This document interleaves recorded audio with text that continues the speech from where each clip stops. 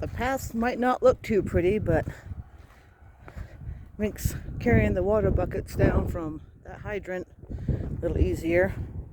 We got about 5 inches of snow, so it wasn't too bad. Probably the wind is picking up again here.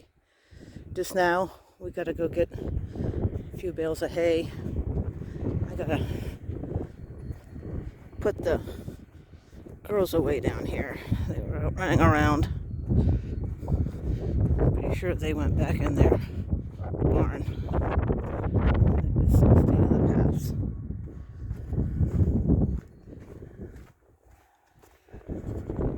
Your mom, is it back in here? Your mom is in here? Okay, some fresh straw. Some dry fresh straw. Yeah, you guys got straw too. Yeah. The mamas. Yeah. So they're all good. They're not due to have their babies for another couple weeks, so this will keep them up off the cold, wet ground. Right, girls? What? I don't have any more cookies. You guys got cookies earlier. A full hay feeder.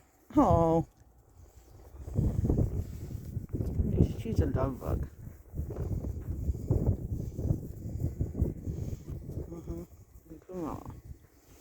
Alright, that's it.